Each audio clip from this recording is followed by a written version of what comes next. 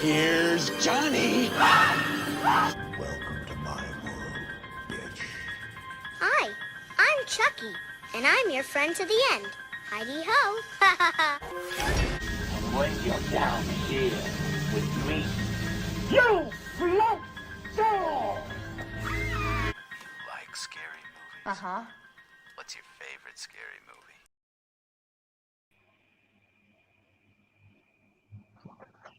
I see an eye. I do too. Why are you so zoomed up to the screen? Oh, sorry. Just checking out my eye. Did you see your little face with a heart around it in there? My face with a heart on it. Yeah, in my eyes. Or in my eye, sorry. My one. My- Oh, actually, it was this eye. Yeah. What's up? Just here, chilling. Welcome to the Friday the 14th podcast. I am one half of your host, Mr. Fuentes, and I'm the other this host, the bad guy, Nick H. The H is silent. Still silent. What does 13 the H stand episodes for? later. The H Yeah, what's it stand for? Does it stand for anything? Hefty. Hefty? The bad guy, Nick Hefty. I like it. I gotcha. You got me? I gotcha.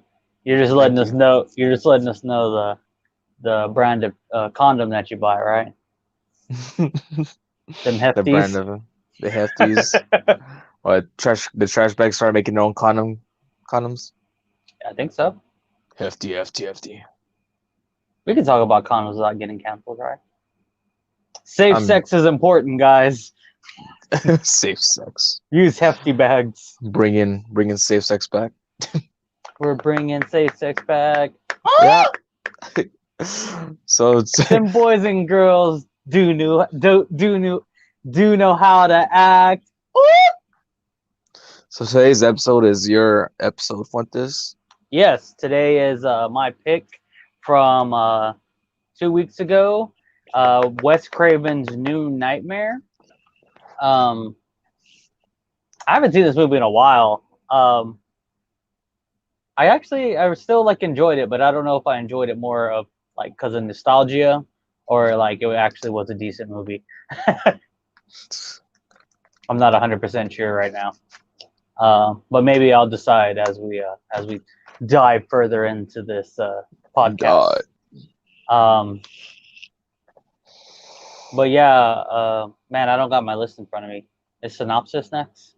Synapse. Synopsis? Spoiler-free synapses. Spoiler-free Synopsis. Well, New Nightmare was written and directed by Wes Craven. And the characters for this one is I don't want to say it's hard to explain, but it's more of it's like a reality-based movie in a fictional world. So the original actor who played Nancy, which is Heather Langenkamp, she's the main protagonist of this movie, and she plays herself, Heather Langenkamp, along with Robert Englund, who also plays Freddy Krueger, and Wes Craven plays himself. Pretty much a lot of people just playing themselves. Obviously, her kid was not her own kid, so that was casted by Maiko Hughes. And I found out that that's the same kid that played the kid off Pet Sematary, the original one. He was the little boy, the same little boy. So that was kind of cool because apparently he just had a knack for playing creepy little boys when he was a younger person. His parents were just like, dude, this kid scares the shit out of me. Let's put him in horror films. So they're hiring fake sons. Why do you want to get hired? I'll hire you. I want to get hired, just like in the new Space Jam way. They hired a fake LeBron James son. Oh yeah. I'm sure they tried to recruit LeBron James' actual sons, but they probably suck at acting. So I haven't LeBron didn't watched. do much himself. I was gonna say I haven't watched it myself, but LeBron probably also sucked at acting. So, That's a You whole know. spoiler. Sorry, that was a spoiler, but It for was a a spoiler. different You just movie. sucked our. It's for a different movie. It doesn't count. Doesn't I can count. spoil that one. Bugs Bunny's in it. Yeah. What? Yeah. And Lola Bunny doesn't have breasts no more. What? Aw. I know. The outrageousness of cartoon bunnies not having breasts or ass no more is it's just a battle on the internet that's just full of people like me who want to fight for her to get her tits and ass back. So, but yeah, I mean, yeah. Sorry, I'm getting depressed.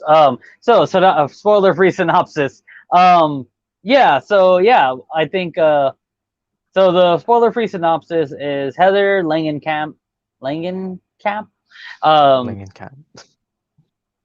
is the original actor for the original playing Nancy in the original Freddy Krueger movie, and she is having these recurring nightmares of Freddy, also having a stalker calling her and reciting Freddy lines like 1, 2, Freddy's coming for you and stuff like that. Everything that we all know. But as these occurrences are aspiring, she starts to feel like they might be actual real occurrences happening, and starts kind of seeking out answers to the question: is the nightmare she having actually real? And that's the synopsis. That was a snaps. The That was synapses. Synapses. You just been synapsed. All right, I'm gonna give it a 3.5. Just straight up, you went for it. You didn't take your time. You No, didn't like build it up or anything. no, I'm So just I'm 3.5 in it. giving it a 3.5. Slightly better than average. And there's a lot we'll talk about in this. Why this was it was a good movie, but almost like Endgame from the Avengers. It's really like a movie for people that are big fans of that universe. If you're not a fan of that universe, in a sense, it's really hard to like get into the movie and actually like feel part of it. That was one of the biggest gripes I heard about Avengers Endgame, who I followed. I watched every single movie following up, even that awful Captain Marvel movie, and which literally had nothing basically to do with the entire Endgame movie, which kind of made me mad that she wasn't actually more part of it. Like, not that I wanted her to be more part of it. She just, you made me watch a whole movie and then barely put her in the movie. And I mean, I get it. We all watched all kinds of other movies, but the movie right before Endgame released was Captain Marvel, and it seemed very unnecessary. I don't know. I don't know why I'm talking about Avengers right now. But basically, this movie is a fan movie in a sense. If you're a big fan of Friday the 13th, Nightmare on Elm Street series, this one's actually a really good movie to watch. And if you're not a fan, then it may be one of those movies that you're just like, eh.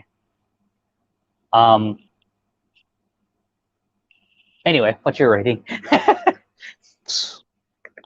So there's my spoiler my spoiler free rating. Sounds hilarious saying that. I'm gonna give it 3.5 machetes. Dang. That sad half-broken machete just chilling there next to that 3 other full machetes. Machetes, Danny Trejo's. Sounds right, Danny Trejo's, yeah. Awesome. So yeah, I mean, you can spoiler warning if you haven't seen this movie in the past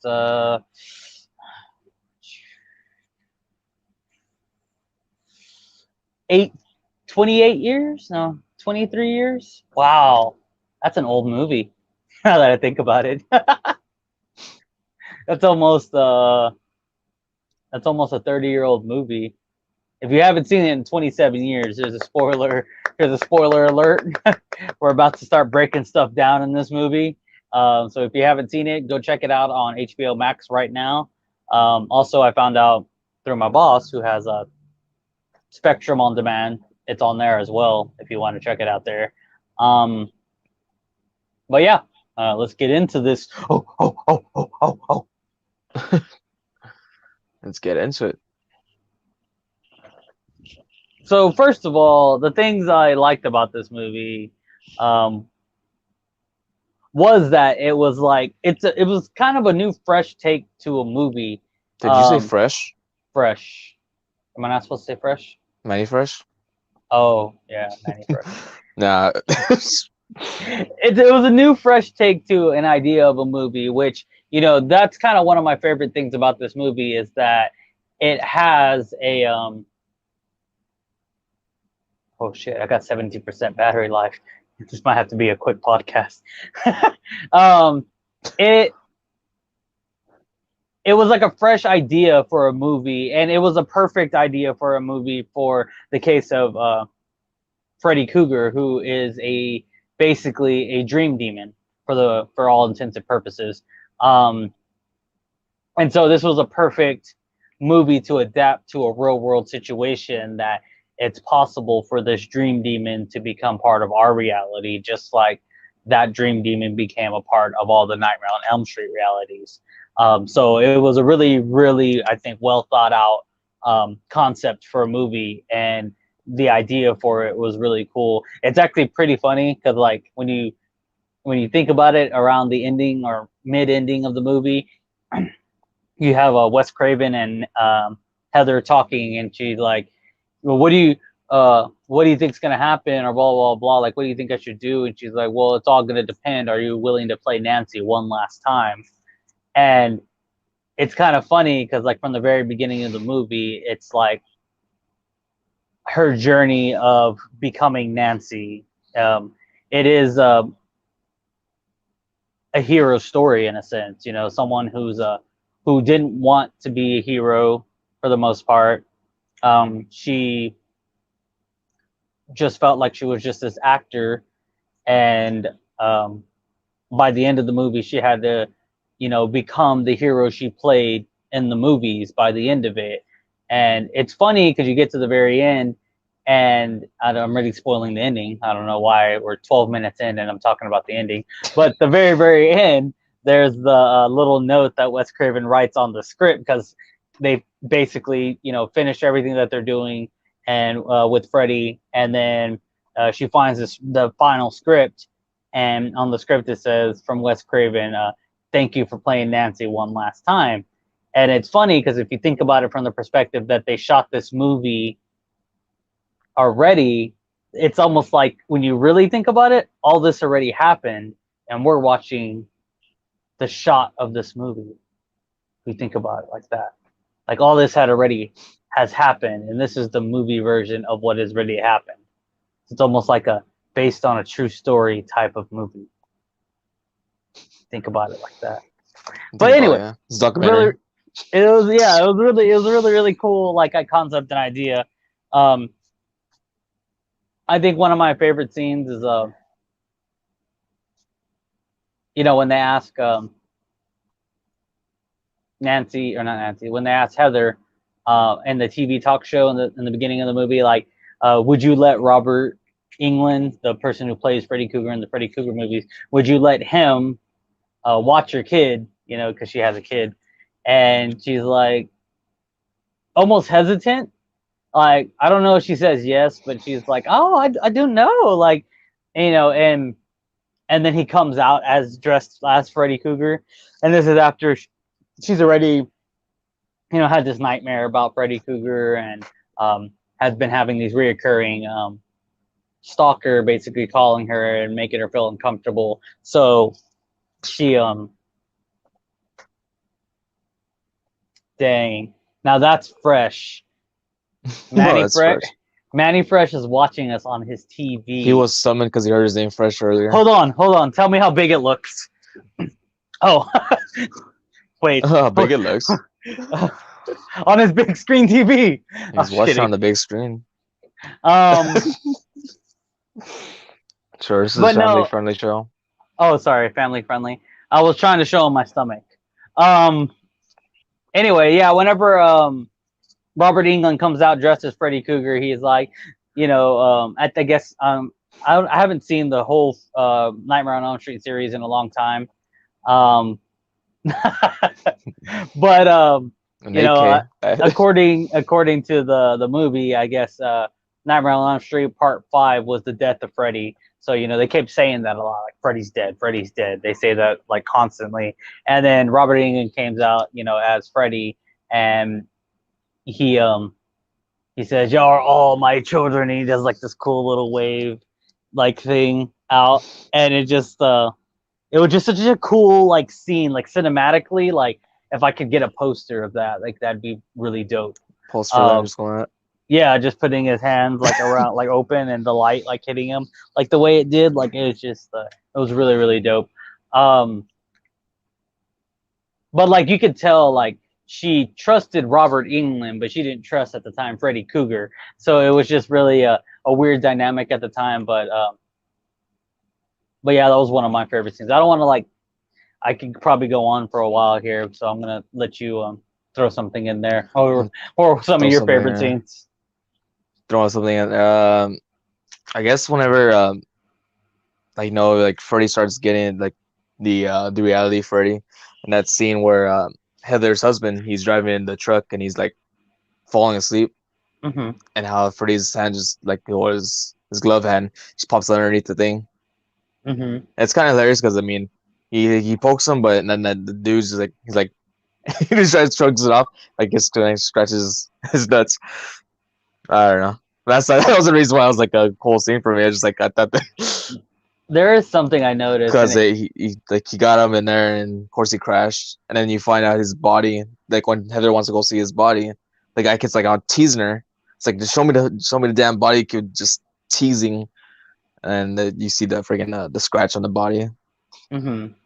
I noticed this before back when I was younger. 'Cause like I said, I seen this movie a lot when I was a kid.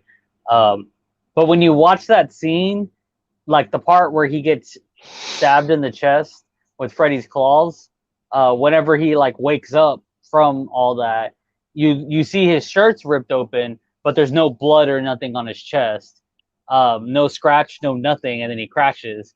And then the next scene you see, he has these scratches all of a sudden, and I don't know if that was lack of visual, or that was one of those misprints, like, then no one will notice if he's not scratched. I noticed. Try to play it off. Wes Craven, I noticed. Another one of those cool type of scenes was when the babysitter, Julie, and she's getting getting dragged up on the friggin' ceiling in the hospital. Yeah, like I'm actually really curious how they did that effect. Because this is like 27 years ago. Like I don't know how advanced video editing and like green screening was at that point in time.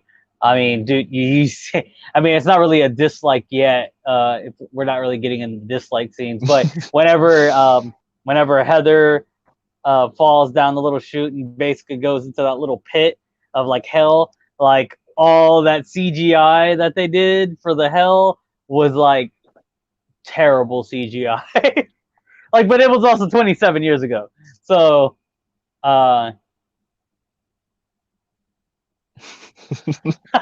she did it herself.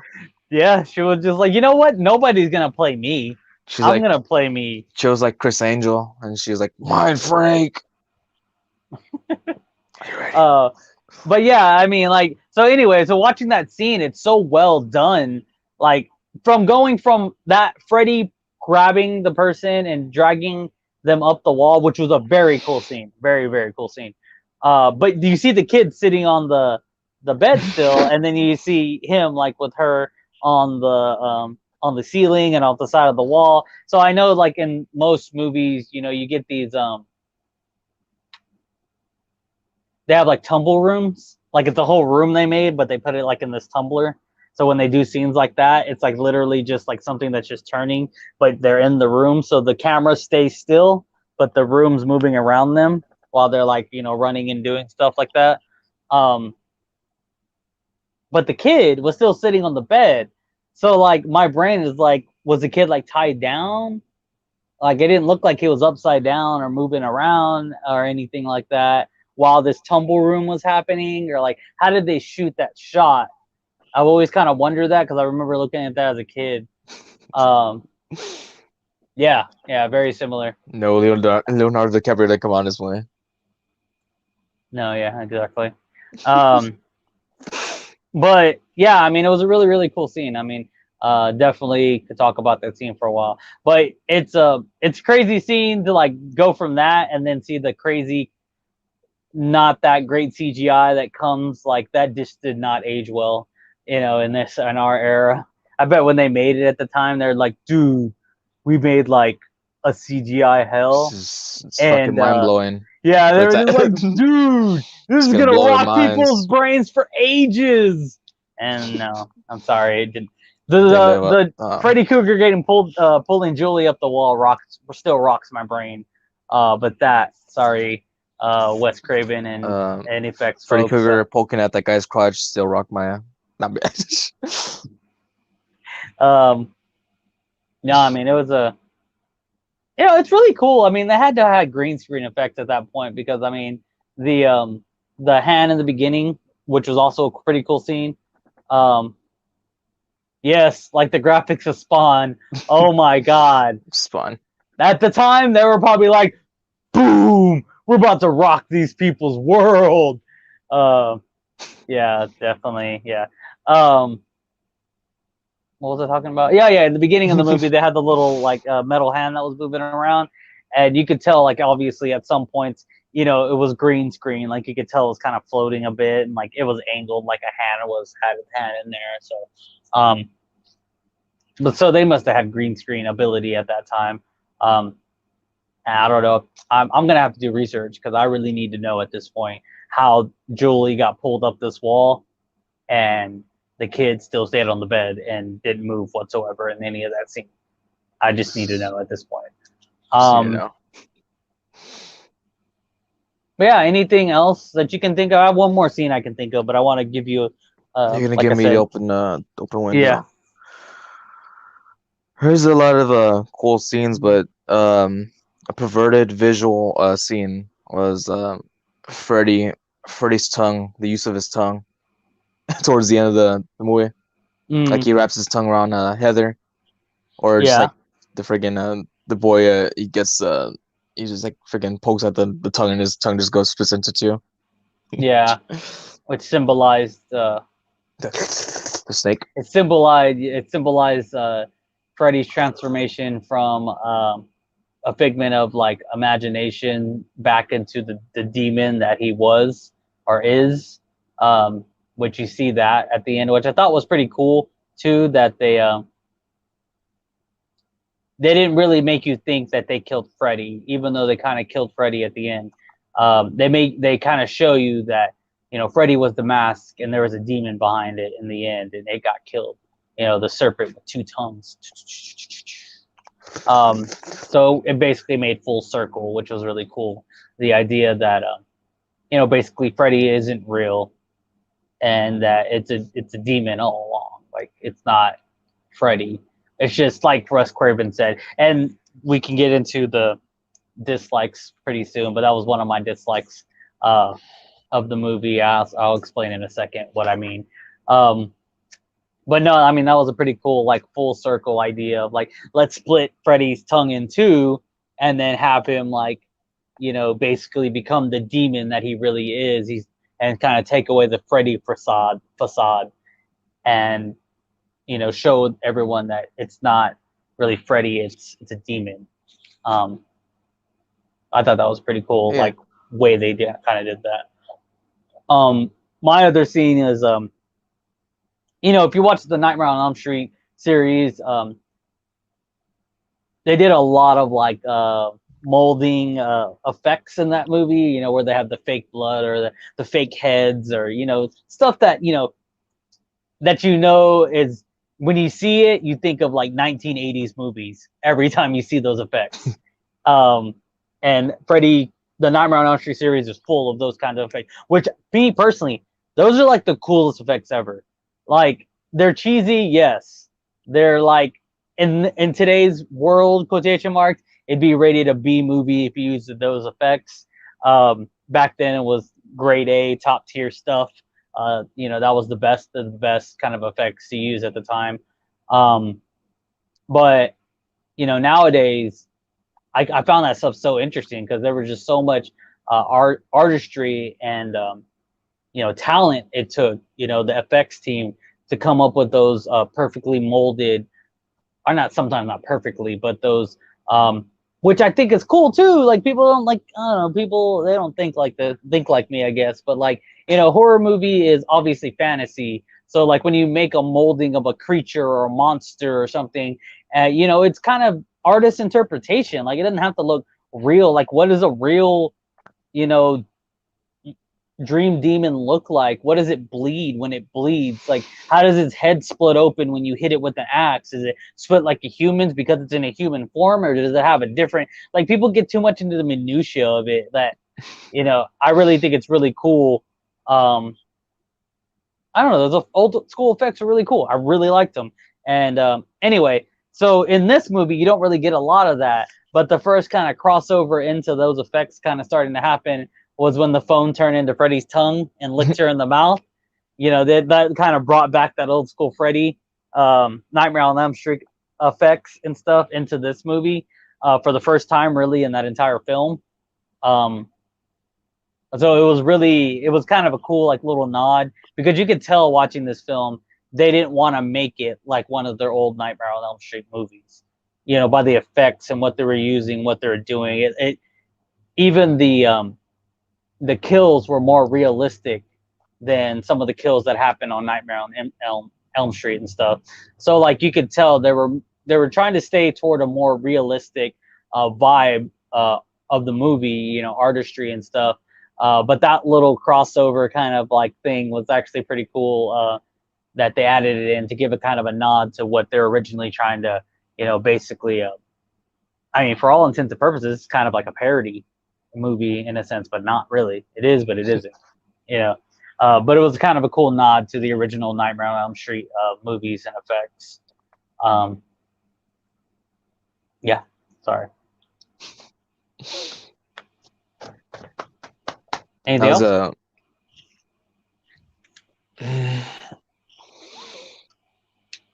What are you trying to think about it? I don't know. Well, while you think about it, I want to give a shout out to Cinema Movie Podcast. Thank you for constantly supporting us. Go check out their Facebook at Cinema Movie Podcast. Their Instagram, I think, is also Cinema Movie Podcast. But yeah, I mean, great guys, great content. They don't just do horror movies, although at the moment they're doing their Thursday night Nightmare on Elm Street, or not Nightmare on Elm Street, Friday the 13th at the moment.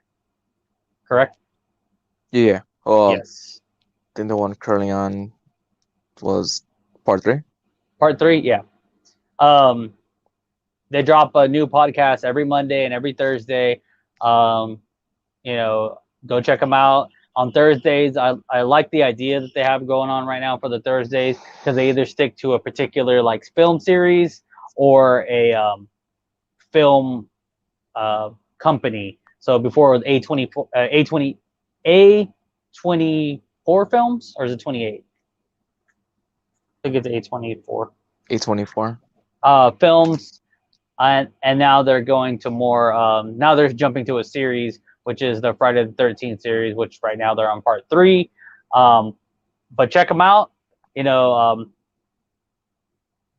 Thank you for y'all's constant support, and and if you don't have any ideas, we can go to least favorite things about this movie. Nah, I can't think of anything. So one of my least favorite things about this movie is how much they like point out that the obvious is happening in this movie. Like, pretty much every scene, like with Wes Craven, or not Wes Craven, but like there was a scene where Robert Englund was talking to Heather, and it was just after a scene where Dylan tried to reach for God and almost fell, and he got caught by Heather. But she talks to Robert Englund, and the actor Robert Englund, and Robert Englund's at his house. You can tell he's doing something, like painting something, and he basically, they're talking. He's like, "Yeah, I found it really weird." Like, he's like, "Well, you know how far he is on the script?" And he's like, "Yeah, recently he just wrote your son reaching for God or something." Like, it's really odd that he added your son into the movie, but yeah, it was just like, if that was me, because I mean, you don't even see her talking to Wes Craven until like a while later. It wasn't like even immediately or anything. So it's just like, this guy is writing a movie and he's saying weird things and weird stuff is happening, and you're not gonna go talk to this guy. It all started ever since he started. How long ago did he start writing the script? Oh, a few months ago. Oh, that's when my nightmares started happening. I'm not gonna go check on see blah blah blah blah and see what's going on. And then Wes Craven kind of being like, this Freddy seems different, or Heather actually. This Freddy seems different. And he's like, yeah, this Freddy, it's not really Freddy. It's more of a demon entity who is more darker, and he just likes the form of Freddy, and so now he wants to be Freddy now and live in our world. And it's just like, that was just a really weird like plot explanation, kind of. And then that's what it is. It shows it at the end. Yes, Freddy Krueger is a demon. He's not the Freddy Krueger person. A lot of these scenes that were just super obvious, like in your face kind of scenes, it really I don't know, those kind of little parts annoyed me a little bit. There was I don't know if this is where we talk about plot holes, or is it later on? Initially, it could be put in the same category as dislikes. I always think about it the same, but one of the weird parts to me was like how secretive everyone was about having their Freddy nightmares. Like, they wanted to act like Heather was crazy for having all these nightmares about Freddy and stuff, and all these weird things happening. But Robert Englund was obviously having them, but he didn't say nothing even when asked about it. Have you been having weird dreams? Blah, blah, blah. Oh, no, everything's fine. And then you zoom out, and he just finished doing a fresh Freddy Krueger painting. And Manny Fresh, yes, of course. And then, then you get to that director guy who was like, yeah, you should play, Wes is working on a new film, and you should play Nancy again. And he's like, have weird things started happening to you? I like phone calls, and his phone started reading. Why don't you answer the phone? Huh? And then, so obviously stuff was happening to him, but they kept wanting to make her seem like she was crazy. And it was just like super annoying that no one wanted to acknowledge that like this was really happening. It was only her. It was nobody else. Like, nobody could acknowledge it or wanted to acknowledge it. So I don't know. It was a really, really strange. Yeah, it was really strange. Strange. But really, that's really my biggest complaint, besides the terrible CGI that whenever she was falling out of the hole. Yeah, everything else is pretty cool. Yeah, it's pretty cool stuff. I don't know. I couldn't really think of like anything that just threw at me like, oh, that'd be a big dislike. Yeah.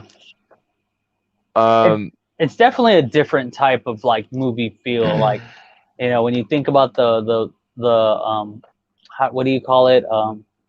Like the journey of watching a movie. There's a certain word for that. Journey. Huh? No, I was like trying to figure out what word you're thinking of. But anyway, when you're watching the movie, you can kind of like, nothing really like super sticks out that makes you want to be like, wow, that was just the coolest scene I ever seen in my life.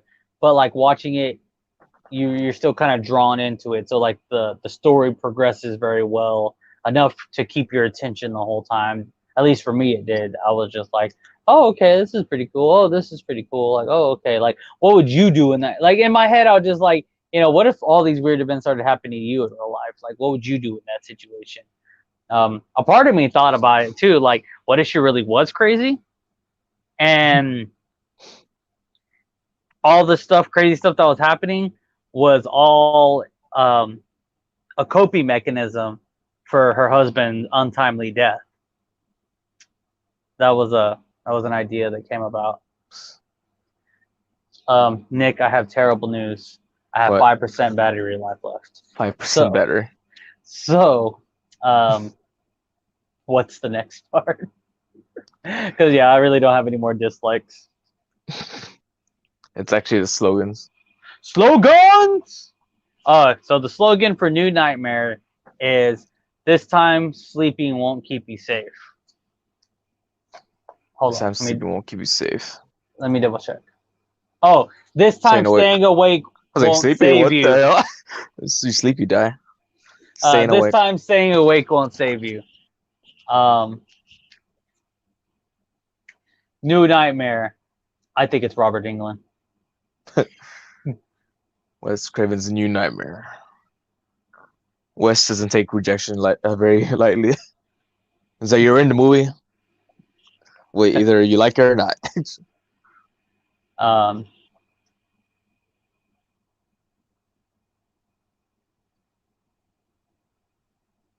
Wes Craven's New Nightmare.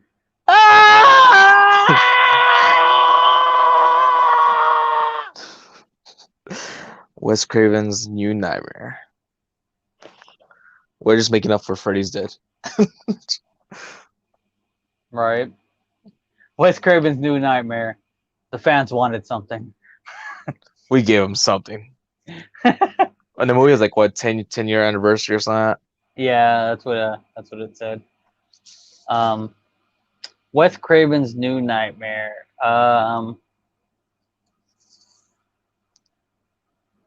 Freddy's back again. Guess who's back? Freddy's back. Again. That is something that, I kind of said it already. They try to do a good job of making this more of a movie. And I mean, like, when you think about this, it's pretty genius, like how they made and wrote the movie. Like, they try to make a movie that wasn't a Nightmare on Elm Street. It was a movie about Nightmare on Elm Street. So you don't get really much of the witty Freddy Krueger lines or anything throughout this movie. You don't really get the one-liners, the stuff that, a lot of people are used to when bitch.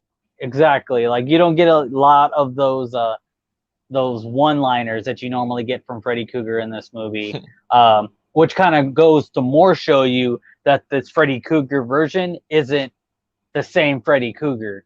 It isn't Robert Englund. It's a new entity in its own. So, I mean, they did a real good job of making this Freddy Krueger, like, not the Freddy Krueger we all know and love. I want to say love, but yeah, love, the know and despise. Yeah, I mean, it's just crazy. It's also funny, like the scenes that you just see Robert Englund in. He's just such a soft and docile person for the most part. He's a nice guy. Yeah, even his voice, like, the way he talks, like, you wouldn't really imagine, like, "Hey, bitch." Just his voice and stuff. Like, man, that'd be really dope, honestly, if I could get Robert Englund on a track as like a skit or something, just to get his voice. Dude, I bet I could do like a cameo. I bet he'd do one. Dude, Cameo. I'm gonna pay him to do a cameo. For my freaking for an album. Welcome to my world, bitch. Bitch. Dude, that should be the name of the album. Welcome to my world, bitch. Just writing down. Somebody out there just like, okay, next album, steal it before Mr. Fuentes comes out. Since he still hasn't came out with sneak peek, it might be years until he comes out with this idea. Not to give you new ideas. Those still my ideas. This is trademarked and recorded. It's my idea. Trademark recorded. My idea. Well- Wes Craven's New Nightmare. That chick played Nancy? Yeah. You got any more? No. Nah, I can't think of it anymore. How Sort of we would have final- ended Final it. segments. How we would have ended it. How we would have ended it. How we doing this?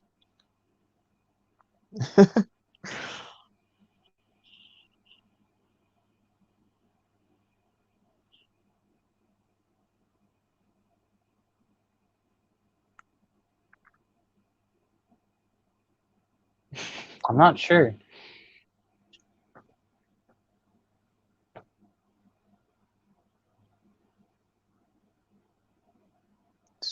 Honestly, the way that it ended was pretty good.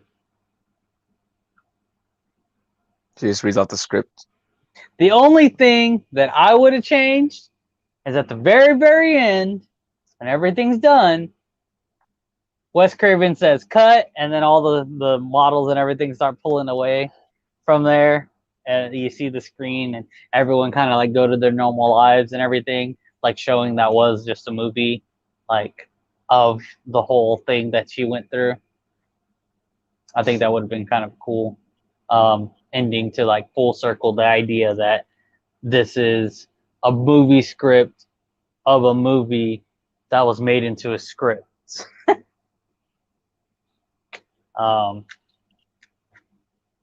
Yeah. What about you? Well, me, so how I would end it. The thing is, Nancy's Heather can't stop this demon Freddy. So out of nowhere, out of the blue, Robert Englund pops up, and he's all dressed up in the full Freddy Krueger gear, like he has the makeup and everything on, and this guy just goes hand in hand with the demon Freddy. It's like the face off. A battle of the Freddys. It's about all the phrase, and Heather's like, "Oh, what are you doing, Robert? It's okay. I got it." He like sacrifices himself for them. He sacrifices himself, and they're just going at it. Dang. That would have blew my mind. A battle of the Freddys. And then Wow. freaking Robert Englund just dies, and gets all sad. Then everything's full circle. It's like it's a big enough distraction where Heather can actually just attack the demon Freddy from behind. Well, like, dude, that'd be perfect because like it's full circle. Like, Freddy's dead. The actor who played Freddy's dead, and the demon who's pretending to be Freddy is dead. So Robert like, Englund dies. Freddy's finally dead. Like, this is the end of the Freddy Krueger saga. You know, that's it. Like, everyone dies. Robert Englund got to defend his character in a sense that he portrayed. Dude, that's a beautiful ending. You just brought me to tears thinking about that. Got 2% left. Oh shit. Well, man, that was the last of the segments. Dude, that's a good ending, bro. If I could remake that ending, that's definitely what I would do. And I would change the CGI at the ending too. The CGI. Yeah. No, that's awesome. So after everything we talked about throughout this movie, do you have any change in your rating? Change the rating. No, I still feel like 3.5 is at least on my scale. It's pretty good. I'm gonna give a special one time for the concept and idea of this movie, a 4.5. Oh man! Just for the concept. Just for the concept. It wasn't the concept. It wasn't the effects. It wasn't the movie itself. Still 3.5, but the concept of this movie is a 4.5. It was a really good concept. You know, if this was remade to now with the same actors who were young enough to play them, because they're probably pretty old at this point, I think, you know, we could all did a pretty awesome job with it. So I think if you were to do another movie, it'd just be the same thing. Like, but maybe like they're making the movie, but within the Wes Craven's New Nightmare movie. I don't know how to explain it. So you mean like a new Like movie of the new after movie? they roll out like they like, oh, script's over, and then when the new movie starts up, there it just continues the cycle again. There's like, oh, that was all an act, but yet there's another Demon Freddy. It just repeats the damn same thing over again. Just Oh, there was something that I thought was pretty cool. happens every like how what 20 years or so, whatever. I was reading the like one of the crazy credits or whatever, and it says in the credits it said some parts of the motion picture were inspired by actual events. Others may be attributed to the overactive imagination of a 5-year-old boy. 5-year-old boy. Names of the certain characters portrayed have been changed to protect the innocents. Certain innocents portrayed have been dramatized with the exclusion of the courageous individual who portrayed themselves. Any similarity to the named character in history of the person living or dead is entirely coincidental and unintentional. So I thought that was pretty cool. But anyway, before my phone dies, I'm Mr. Fuentes, and you can catch me on Facebook. I am a rapper. Oh, I said you can catch me on Facebook. I meant to say I'm a rapper. I'm on Spotify, Apple Music, pretty much anywhere you can stream and find music, YouTube as well. Search Mr. Fuentes, and then you can find me on Instagram, Facebook, and Twitter at Mr. Fuentes361. And it's all spelled just without the dot or spaces like it is on the screen. And if y'all don't know, we actually do record this live, and it does go on YouTube, so you can see our beautiful faces and our reactions and our dramatizing things that we say and expressions on there. Dramatizing? Dramatizing? Traumatizing. Dramatic. Dramatic effect. But yeah, I mean, thank y'all for listening. Again, shout out Cinema Movie Podcast. Y'all are dope. And yeah, I think that was my review for New Nightmare. If you haven't seen it, I definitely recommend it, especially if you're a Freddy Krueger fan or a Nightmare on Elm Street fan. It really kind of it was a real cool like concept and watch movie to it. Like I said, it gets a 4.5 for concept, on 3.5 for actual overall movie. Take that as you will. Take that as you will. Hey, do you have the next movie? I had the next movie. So I was scrolling down to that HBO Max, whatever, and I thought it'd be cool to go over 2003 Texas Chainsaw Massacre. Ooh, Texas. I'll write that down. Texas Chainsaw Mascara. 2003. Did his phone just die? Well, I've been the bad guy, Nick H. You can follow me at Nick H. Well, the bad guy 2313 on Insta and Twitter. Subscribe to the channel, Emo Swap Productions, or Seductions, like I like to say. Yeah. Thanks for tuning in. And remember, folks, always bet on the bad guy. Thanks for viewing and hearing.